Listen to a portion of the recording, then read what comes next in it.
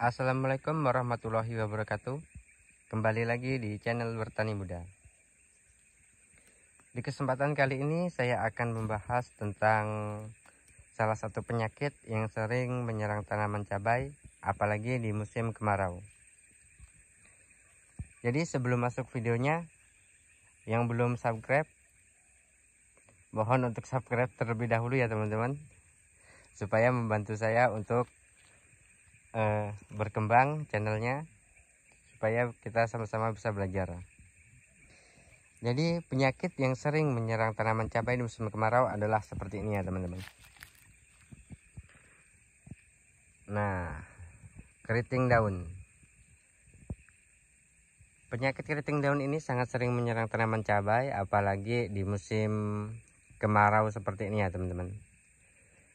Dan keriting daun ini disebabkan oleh banyak hama, yaitu ada kutu kebul, ada trip, ada tungau, dan masih ada yang lain lagi. Dan untuk khusus tanaman saya ini, yaitu terserang oleh hama yang bernama tungau ya teman-teman. Kita bisa lihat ciri-cirinya, yaitu daunnya keriting dan melengkung ke bawah seperti ini ya teman-teman. Dan apabila kita senggol seperti ini, dia akan mudah patah ya teman-teman, akan mudah jatuh. Dan jika tidak ditangani secara cepat, maka pucuk-pucuk dari tanaman ini juga akan mengalami keriting dan dia akan seperti mati ya teman-teman, di pucuk-pucuknya seperti ini. Tetapi ini alhamdulillah kita sudah melakukan penyemprotan selama 3 kali, dan untuk pucuk-pucuknya alhamdulillah sudah mulai membagus ya teman-teman. Walaupun ini belum sempurna, nanti kita akan semprot lagi dan kita akan lihat perkembangan untuk berikutnya. Dan di sini juga ada yang sudah benar-benar sembuh ya teman-teman dari serangan tungau itu. Nah, kita bisa lihat sendiri. Ini dulu dari bawah sampai atas ke sini ya teman-teman, dan bahkan sampai sini. Nah, sampai sini itu dulu keriting semua. Dan sekarang alhamdulillah untuk pucuk-pucuknya kita bisa lihat juga sudah membaik seperti ini ya teman-teman, sudah membaik. Nah, dan kita lihat lagi yang lain.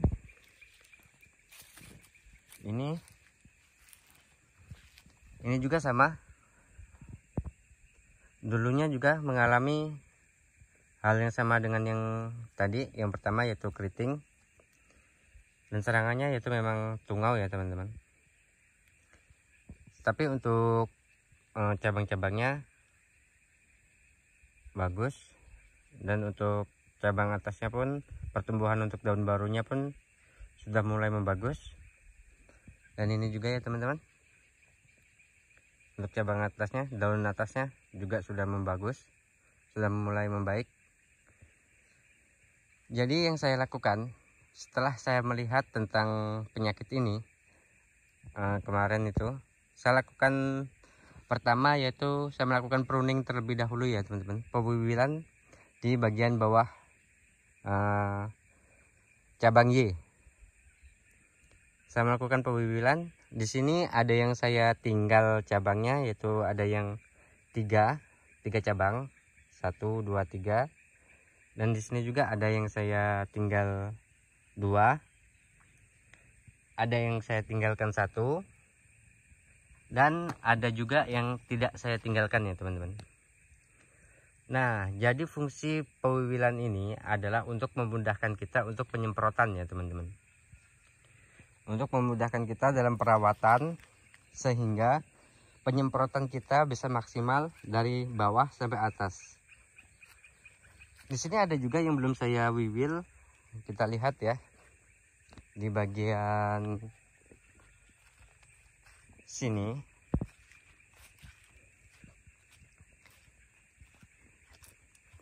Nah, untuk bagian sini ini belum saya wiwil sama sekali ya teman-teman.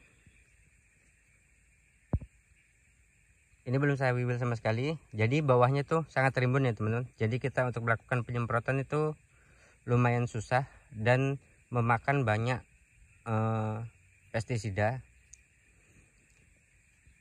Nah, ini juga belum melakukan pewibilan. Kita lihat yang sudah dilakukan pewibilan. Otomatis kita akan mudah untuk melakukan penyemprotan ya, dari bawah sampai atas. Akhirnya daun-daun semua tuh terkena semprotan oleh kita ya teman-teman. Jika belum diwibil ya seperti ini, ada yang nggak kena semprot, misalnya di bawah sini atau di bawah sini. Nah, itu akan menyusahkan kita. Tetapi ketika kita diwibil ya seperti ini, kita mudah untuk melakukan penyemprotannya. Itu tahap pertama yang saya lakukan ya teman-teman. Saya kemarin ada lakukan pewibilan, tapi memang belum selesai karena nggak ngejar, karena kita juga lagi membuat lanjaran untuk tanaman melonnya. Jadi hanya beberapa jalur yang belum saya wibil tuh kemarin sana, dan ke sana kita sudah wibil juga kemarin, udah kita selesaikan, kita semprot lagi.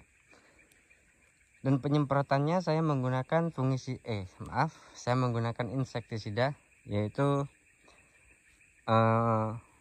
yang pertama saya menggunakan abamectin ya teman-teman. Terserah abamectin yang merek apa. Tetapi saya di sini menggunakan abamectin yang murah ya teman-teman, supaya bisa menekan harga modal. Soalnya kita merawat 2 tanaman sekaligus, jadi kita cari yang murah ya teman-teman, yang murah, yang kira-kira masuk dan berfungsi ya kita pakailah.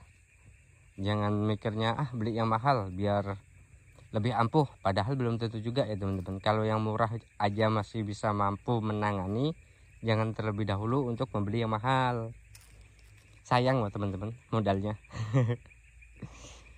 Nah, setelah itu saya rolling menggunakan Pegasus ya teman-teman. Saya hanya 2 bahan itu saja yang saya gunakan, yaitu maksudnya 2 insektisida itu saja yang saya gunakan, yaitu pertama abamectin, yang kedua itu Pegasus ya teman-teman. Nah, hanya 2 itu, dan ini udah ketiga kali penyemprotan. Kemarin saya pertama nyemprot abamectin, sudah itu Pegasus, dan ini abamectin lagi kemarin itu disemprot abamectin lagi, dan besok 2 hari lagi kita akan semprot Pegasus. Jadi untuk waktunya 3 hari sekali ya teman-teman. Misal hari Senin nyemprot, Selasa, Rabu, Kamis, di Jumatnya di Kamisnya, di Kamis kita semprot lagi. Jadi selang 2 hari saja saya. Tetapi alhamdulillah dengan metode yang seperti itu, untuk keriting daunnya udah mulai membaik ya teman-teman. Nah, seperti ini rata-rata ya teman-teman, udah mulai membaik. Kemarin ini banyak sekali ya teman-teman. Nah, ini untuk atas-atasnya udah mulai membaik semua. Walaupun kalau yang sudah keriting kayak gini tidak mungkin pulih ya teman-teman.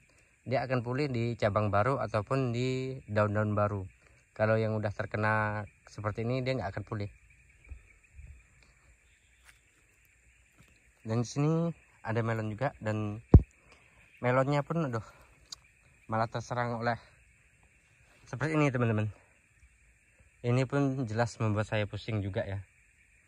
Padahal melonnya masih kecil, tetapi sudah terserang bercak daun seperti itu, atau embun bulu. Aduh, entahlah, itu nanti saya tangani dulu lah. Kalau sudah berhasil saya tangani, baru saya bagikan ke teman-teman. Karena jujur saja ya teman-teman, ini baru kali pertamanya saya menanam melon, belum punya pengalaman sama sekali. Kalau cabai saya udah beberapa kali untuk menanamnya, dan alhamdulillah hasilnya juga lumayan, dan pengalamannya ya sudah ada lah untuk menangani penyakit-penyakit untuk tanaman cabai ini. Tetapi kalau untuk melon yang seperti ini, ini saya pun masih cari-cari informasi nih teman-teman. Soalnya memang baru pertama kalinya tanam melon dan langsung dikasih penyakit yang seperti ini. Dan ini adalah penyakit yang lumayan ditakuti juga ya sama petani-petani melon. Apabila ini penyakit ini menyebar ke semuanya, selesai, gagal panen lah kita. Tapi tetap semangat ya teman-teman. Dan itu masih bertanjaran ya. Nah, jadi itu ya teman-teman. Akan tetapi kalaupun tidak diwiwil ataupun tidak dibuang cabang-cabang bawahnya, itu juga nggak masalah sih teman-teman. Itu tergantung kesenangan teman-teman lah, enaknya kayak gimana. Tapi kalau saya pribadi sih senangnya diwiwil karena mudah untuk melakukan penyemprotan, pemupukan dan sebagainya lah. Pokoknya untuk perawatan tuh lebih mudah ya, karena dia lebih nggak terlalu rimbun dibandingkan yang nggak dirempel ataupun nggak diwiwil oleh cabang-cabang tunas daunnya. Tunas air maksudnya. Jadi mungkin hanya itu yang dapat saya sampaikan ya teman-teman. Kurang lebihnya saya mohon maaf. Untuk kita semua petani, ayo kita sama-sama belajar, kita sama-sama berusaha supaya kita tetap menghasilkan hasil yang maksimal. Semangat para petani.